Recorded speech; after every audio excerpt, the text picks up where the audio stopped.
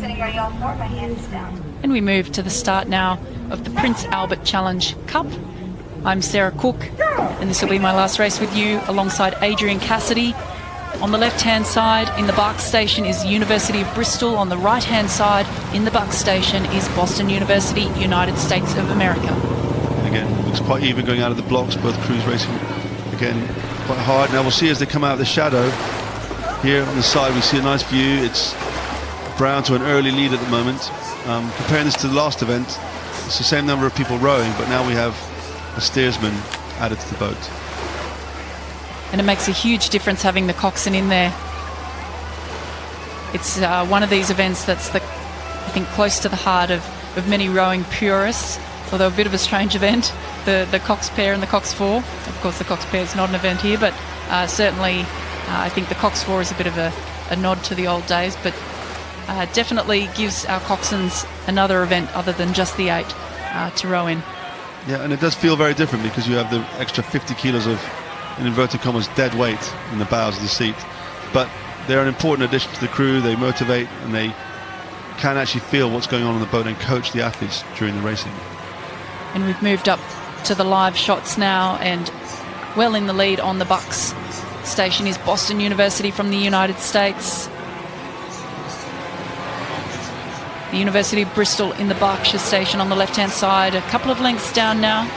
And hello to everyone joining us in the US watching this fantastic live coverage of Henley Royal Regatta 2017. You can see Boston University from the United States, one of more than 60 crews from the US competing at this year's regatta.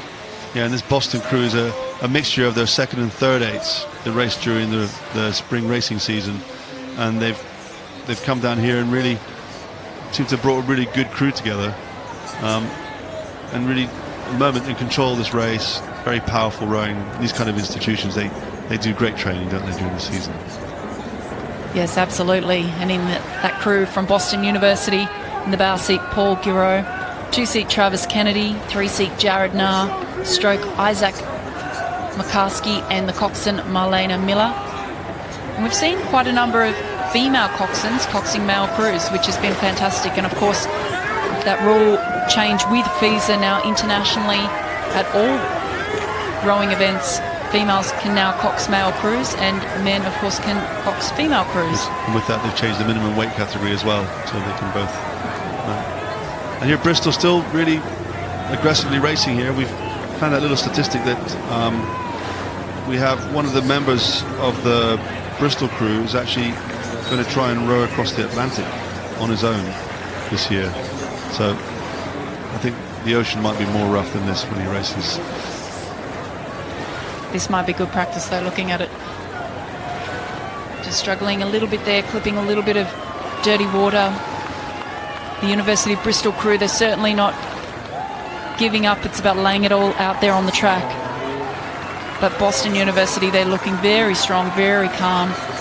We were speaking in the last race about how important it is to sit centrally. Of course, the coxed four is a little bit more stable than the four without a cox and the cox's four. So they have a little bit more stability. It's a little bit heavier. The boat's a bit longer as well. That helps. And yeah, Boston really rowing quite nicely there. Just solid rhythm. Again, they're not able to really relax, as you can tell. They really still need to work hard to keep that margin. As they come up towards the finish line. Certainly not a lead where they could take their foot off the pedal. They've had to work for it. But they come down to the line now to take the win in this race of the Prince Albert Challenge Cup. Boston University from the United States of America over the University of Bristol.